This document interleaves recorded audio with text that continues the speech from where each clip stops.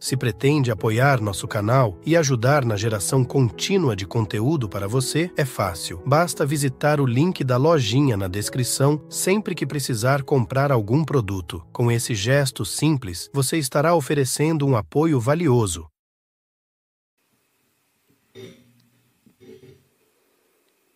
Quando você pensa que tem escolha e de repente você se torna presente, isso significa que a presença escolheu vir através de você. Então, às vezes eu digo que você pode escolher, uma vez que você tenha um certo nível de presença. Você pode escolher estar presente agora mesmo, entrar na minha mente e começar a pensar na minha vida, de onde venho, para onde vou. Ou posso escolher ser reativo, quando as coisas acontecem bem e parece que não tive escolha, mas muita gente ainda não tem escolha à reação. Eles são dominados pela reação. Mas quando há um certo grau de presença em você, você tem uma escolha. Você pode esquecer que você tem uma escolha, mas você tem uma escolha. É assim que parece de fora que você tem uma escolha, mas é verdade. Se você olhar de dentro, quando você pensa que tem uma escolha de estar presente, a presença está escolhendo passar por você. Quando você pensa que tem uma escolha e de repente você se torna presente, isso significa que a presença escolheu vir através de você. No entanto, é útil sentir que você tem uma escolha desta perspectiva, essa perspectiva externa. E é isso que a presença quer que você sinta, que você tem uma escolha. Em última análise, você está pressionado, você é a única consciência. É apenas uma perspectiva útil, uma perspectiva temporária. E então, quando você está lidando com uma pessoa difícil ou uma pessoa inconsciente, que é a mesma coisa que uma pessoa desagradável, uma pessoa inconsciente, uma pessoa com raiva, então você tem uma escolha. Você pode ser arrastado para a inconsciência deles facilmente. Deslizar qualquer pessoa com raiva ou chateada, ou profundamente negativa e inconsciente, ela pode governar uma sala inteira cheia dessas pessoas. Como, digamos, se há uma reunião de comitê de 20 pessoas e uma dessas 20 está atacando gentilmente outras pessoas, essa pessoa pode puxar praticamente todo mundo em seu estado negativo profundamente inconsciente. É assim que um estado negativo pode ser contagioso. Uma pessoa muito inconsciente em uma sala pode fazer isso. Você quase também poderia dizer que, às vezes, algumas pessoas muito inconscientes podem criar uma guerra inteira, porque elas atraem os outros nisso. Poderia talvez ter sido como a Primeira Guerra Mundial começou. Ninguém exatamente sabe sobre o que todos eles estavam brigando. Começou com uma pessoa matando alguém, no que mais tarde se tornou uma Iugoslávia, mas eu não sei dizer os detalhes. É demais e eu não quero entrar nisso. Os chamados terroristas, o que quer que tenha matado alguém, isso se tornou a Primeira Guerra Mundial. Então, pegou milhões e milhões de mortos. Isso é algo gigantesco. Como eu disse, em uma sala, a mesma coisa, como uma pessoa inconsciente pode puxar todo mundo, e antes que você perceba, eles estão todos brigando e gritando uns com os outros. Então há um perigo lá, porque você precisa saber disso. Mas se eu me lembrar que tenho a escolha naquele momento de ser atraído para isso ou estar lá como uma presença consciente, então você pode estar ciente, não é? Continue a estar lá como uma presença consciente, então isso pode fazer toda a diferença para o campo de energia. Na sala, isso pode dissolver a inconsciência dessa pessoa profundamente inconsciente. Apenas uma pessoa que permaneça presente. E às vezes é muito útil que você possa ter um grupo de pessoas discutindo coisas, uma organização ou o que quer que seja que estejam fazendo. E uma pessoa lá que pode ser, como poderíamos chamar, uma âncora de presença, pode ajudar todo mundo a permanecer relativamente presente, enquanto discutem o que precisam. Na realidade, discuta. Isso é uma coisa maravilhosa quando você percebe essa possibilidade. Ou se você está em um grupo de pessoas e está lá como uma presença não reativa, e se os outros naquele grupo estão tão profundamente inconscientes que eles entram e saem em conflito violento, mentalmente, emocionalmente violento. Eles podem até entrar em conflito mesmo. Muitas vezes você vê em certos países, nos parlamentos, eles discutem algo e então, de repente, eles já se levantam e começam a bater uns nos outros. Em alguns países não é que eles não se odeiam, mas chegam muito perto de gritos. Isso pode ser às vezes até bastante divertido, mas se muitas vezes uma pessoa pode fazer muita diferença, a pessoa, se ela não puder afetar o seu campo de energia, então, muito rapidamente, você permanecerá onde você está, se o seu estado de consciência for completamente incompatível com o seu entorno. Isso vai te levar a sair desse ambiente. Seu entorno é tão profundamente inconsciente que não há como isso afetar aqueles. Então uma separação vai acontecer, como o óleo e a água. Você será removido de lá. Isso simplesmente acontece. Pode acontecer com você acordar uma manhã e dizer, ok, eu não vou entrar aí. E é isso. Bem, você decide sair, diz adeus e pronto. Ou então eles ligam para você e dizem que não precisam mais de você, que vão ter que te deixar ir.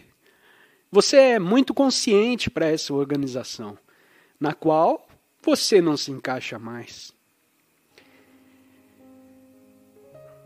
Eu não sei o que aconteceu com você está atrapalhando tudo aqui. Embora isso não seja um retiro como tal, eu sugiro que você use seu tempo aqui. Faça disso uma espécie de retiro. E tudo o que isso significa, o seu principal interesse está na consciência. Enquanto você está andando nessa adorável cidade pequena, olhando para as coisas, conversando com as pessoas, seja a presença. Em vez de uma pessoa que precisa interpretar tudo que seja a presença por trás da consciência. Seja a consciência por trás das percepções dos sentidos, como agora. Você não pode melhorar esse momento adicionando pensamentos desnecessários a ele. Que pensamento você gostaria de adicionar a este momento. Você apenas diminui a vivacidade e a beleza desse momento. A mente, é claro, que não pode sentir isso e dirá o que fazer. Você quer dizer o que há de bonito nesse momento? Bem, a quietude nessa sala, o espaço, as luzes, os seres, o seu ser e a consciência de que você é, sem a qual ninguém disso conseguiria sentir a si mesmo como a presença consciente. Sim, também existe naquele mar, no oceano, mas você também é uma pessoa com um corpo e um senso personalizado de si mesmo. Então você deixa de ser um rebelde para ser um oceano. E então você pode ser ambos. Para que você não tenha mais que... Bem, você pode estar meditando e muito consciente, e geralmente as pessoas vão então dizendo, olha, eu estou praticando mindfulness, ou eles seguem sua vida diária. Ok. Eu fiz mindfulness por 20 minutos. 8 horas depois, ou mais tempo para ter uma ação plena. É melhor do que nenhuma atenção plena. Claro, pelo menos talvez você a tem. Se você a tiver, talvez você esteja apenas tentando. Mas traga a cada momento de sua vida, para que você tenha, independente do que quer que esteja fazendo, sempre um senso de si mesmo com a presença. E isso é maravilhoso. Quando você pode sentir sua presença, ela não é sua, mas eu a chamo de sua. Porque no momento em que digo sua presença, eu crio uma dualidade. Existe você e a presença. Mas não existe esta dualidade. Que você é a linguagem da presença, ou a linguagem cria dualidade. Então, tudo bem. Sinta sua presença agora. Você é uma pessoa. Mas, para você ser uma pessoa, você precisa se lembrar de quem você é. É claro que você precisa pensar em mim, em minha vida, do que sua pessoa é ou não nesse exato momento. Mas você também pode ser a presença. Quando você tem pouca ou nenhuma conceituação em sua mente, mas apenas um surgimento do que antes era o pano de fundo, você vem para o primeiro plano. E então você começa a pensar sem perder o foco. Você tem a sensação de presença em segundo plano. Então, pensar não é nada ruim. É só quando o pensamento se torna egoísta e você se perde nele, então fica muito problemático. Cria um problema após o outro, fingindo querer resolver problemas que o pensamento egoísta cria. Então vamos praticar agora e aqui sendo a presença, sem pensamento e sentindo a libertação que é. Não precisa saber nada além disso. Nenhum conhecimento conceitual é necessário para isso. E se algum conceito for necessário, desde que alguém se aproxima de você e você está apenas olhando em volta, alguém vem e diz, ei, você pode me dizer como chegar a tal e tal rua? E a sua mente começa a pensar sobre essa questão, então está tudo bem.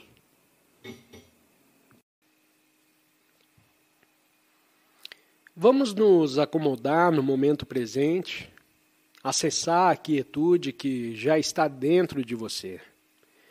Mesmo que você não tenha percebido, mesmo com pessoas que têm as mentes mais turbulentas e caóticas, há quietude por baixo desse caos. E é vital encontrar essa quietude interior, porque, caso contrário, você estará à mercê de sua mente e você estará perdido nessas mentiras contínuas. Então, aqui é útil para você, como você já sabe, para se tornar consciente dos espaços silenciosos entre as palavras, em vez de apenas prestar atenção às palavras.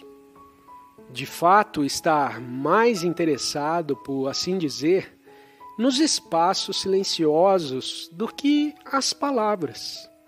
O espaço silencioso. No nível externo é quando eu paro de falar. Então o som não é mais produzido. Há uma ausência de som.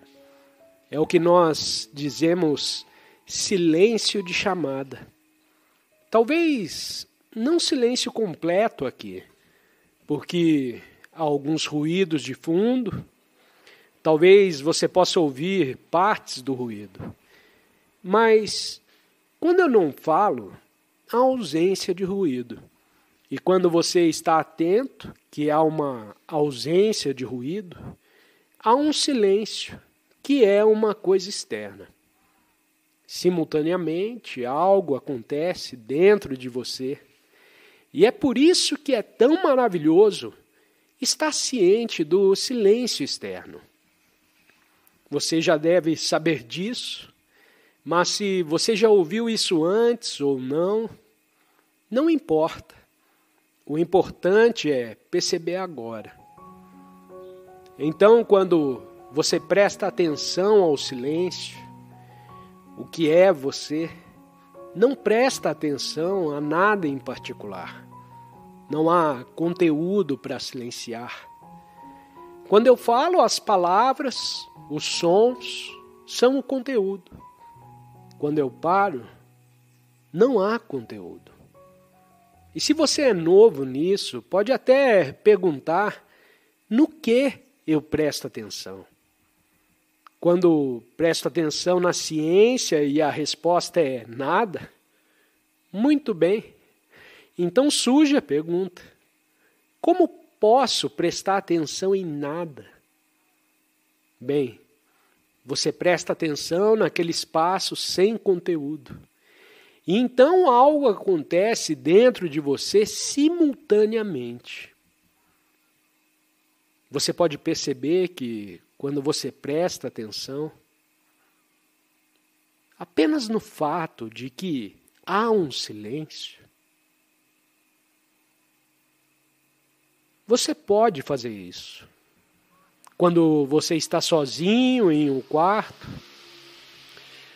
pode fazer no meio da noite, pode fazer ao ar livre, pode fazer numa igreja, de preferência quando está vazia, ou num templo, qualquer lugar, onde haja algum silêncio de que perceba, não negligencie o silêncio. E nem sempre procure o barulho.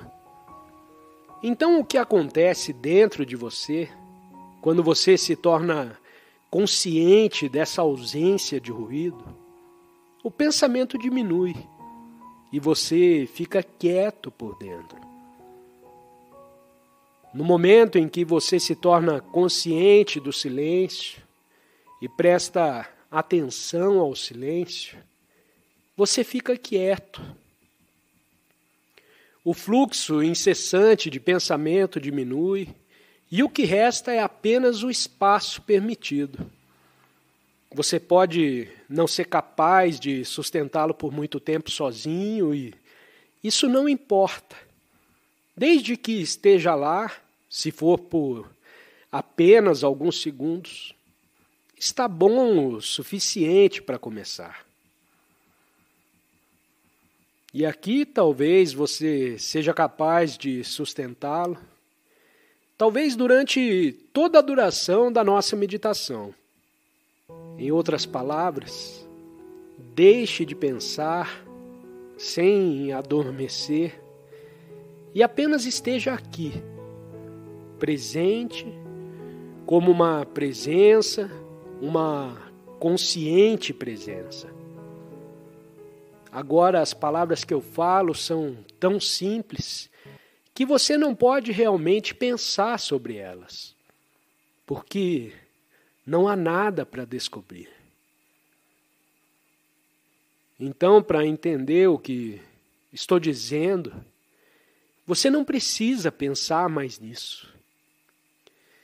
A melhor maneira de estar aqui comigo é abraçar o estado de consciência sem pensamentos. Não há necessidade de pensar. E você não desapareceu. A essência de quem você é não apenas ainda está aqui. A essência de quem você é emergiu mais completamente agora, quando você ainda é.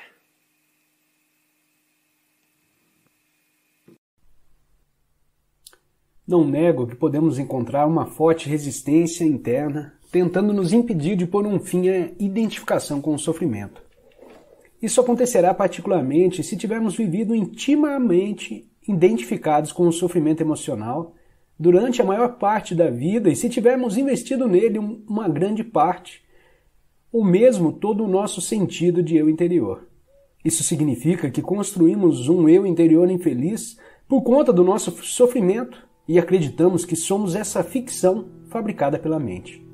Nesse caso, nosso medo inconsciente de perder a identidade vai criar uma forte resistência a qualquer forma de não identificação. Em outras palavras, você preferiria viver com o sofrimento, ser o sofrimento, a saltar para o desconhecido, correndo o risco de perder o seu infeliz, mas familiar eu interior. Se esse é o seu caso, observe a resistência dentro de você, observe o seu apego ao sofrimento. Esteja muito alerta. Observe como é estranho ter prazer em ser infeliz. Observe a compulsão de falar ou pensar a esse respeito. A resistência deixará de existir se você torná-la consciente. Poderá então dar atenção ao sofrimento, estar presente como testemunha e iniciar a transformação. Só você pode fazer isso. Ninguém pode fazer por você. Mas caso tenha bastante sorte para encontrar alguém intensamente consciente, se puder estar com essa pessoa e juntar-se a ela no estado de presença, isso poderá ser de grande utilidade, acelerando o processo. Se isso acontecer, a sua própria luz logo brilhará mais forte. Quando colocamos um pedaço de lenha que tenha começado a queimar há pouco tempo, perto de outro que está queimando vigorosamente, e depois separamos os dois novamente, o primeiro tronco passará a queimar com uma intensidade muito maior. Afinal de contas, é o mesmo fogo. Ser um fogo dessa natureza é uma das funções de um mestre espiritual. Alguns terapeutas estão aptos a preencher essa função, desde que tenham alcançado um ponto além do nível de consciência e sejam capazes de criar e sustentar um estado de presença intensa e consciente enquanto estiverem trabalhando com você. A razão pela qual não colocamos a mão no fogo não é o medo, e sim a certeza de que vamos nos queimar. Não é preciso ter medo para evitar um perigo desnecessário. Basta um mínimo de inteligência e bom senso. Nessas questões práticas, é muito útil aplicarmos as lições do passado. Mas se alguém nos ameaça com fogo ou com violência física, talvez experimentemos uma sensação como medo. É uma reação instintiva ao perigo, sem relação com a doença psicológica do medo que estamos tratando aqui. A doença psicológica do medo não está presa a qualquer perigo imediato concreto e verdadeiro.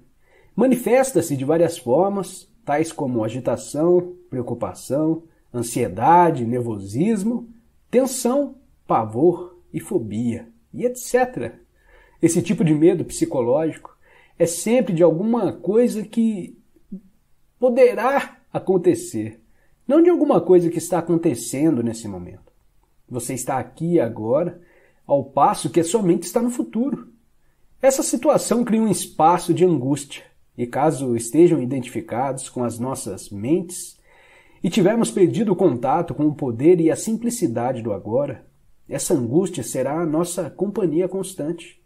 Podemos sempre lidar com uma situação no momento em que ela se apresenta, mas não podemos lidar com algo que é apenas uma projeção mental. Não podemos lidar com o futuro. Além do mais, enquanto estivermos identificados com a mente, o ego rege as nossas vidas, como mencionei anteriormente. Por conta da sua natureza ilusória, e apesar dos elaborados mecanismos de defesa, o ego é muito vulnerável e inseguro, e vê a si mesmo em constante ameaça.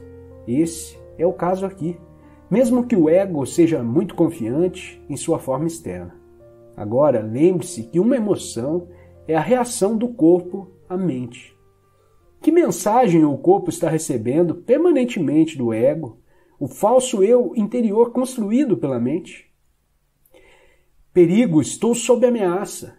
E qual é a emoção gerada por essa mensagem permanente? Medo, é claro. O medo parece ter várias causas. Tememos perder, falhar, nos machucar, mas em última análise, todos os medos se resumem a um só: o medo que o ego tem da morte e da destruição. Para o ego, a morte está bem ali na esquina, no estado de identificação com a mente. O medo da morte afeta cada aspecto da nossa vida. Por exemplo, uma mesma coisa aparentemente trivial ou normal, com a necessidade de estar certo em um argumento e demonstrar a outra pessoa que ela está errada, defendendo a posição mental com a qual nos identificamos, acontece por causa do medo da morte. Se estivermos identificados com uma atitude mental e descobrirmos que estamos errados, nosso sentido de eu interior, baseado na mente, corre um sério risco de destruição. Portanto, assim como o ego, você não pode errar. Errar é morrer. Muitas guerras foram disputadas por causa disso e inúmeros relacionamentos foram destruídos. Uma vez que não estejamos mais identificados com a mente, não faz a menor diferença para o nosso eu interior estarmos certos ou errados. Assim, a necessidade compulsiva e profundamente inconsciente de ter sempre razão, o que é uma forma de violência, vai desaparecer. Você poderá declarar de modo calmo e firme como se sente ou o que pensa a respeito de algum assunto, mas sem agressividade ou qualquer sentido de defesa. O sentido do seu eu interior passa a se originar de um lugar profundo e verdadeiro dentro de você, não mais de sua mente. Tenha cuidado com qualquer tipo de defesa dentro de você. Ela está se defendendo de quê? De identidade ilusória? De uma imagem em sua mente? De uma identidade fictícia? Ao trazer esse padrão à consciência, ao testemunhá-lo, você deixa de se identificar com ele. Sob a luz da consciência, o padrão de inconsciência irá se dissolver rapidamente. Esse é o fim de todos os argumentos e jogos de poder tão prejudiciais aos relacionamentos. O poder sobre os outros é fraqueza disfarçada de força. O verdadeiro poder é interior e está à sua disposição agora. O medo será uma companhia constante para qualquer pessoa que esteja identificada com a mente e, portanto, desconectada do seu verdadeiro poder, o eu profundo enraizado no ser. O número de pessoas que conseguiram alcançar o ponto além da mente ainda é extremamente pequeno, o que nos leva a presumir que, virtualmente, todas as pessoas que você encontra ou conhece vivem em um estado permanente de medo. Só o que varia é a intensidade. Ele flutua entre a ansiedade e o pavor, numa ponta da escala e um desconfortável, vago e distante sentido de ameaça na outra. Muitas pessoas só tomam consciência disso quando o medo assume uma de suas formas mais agudas.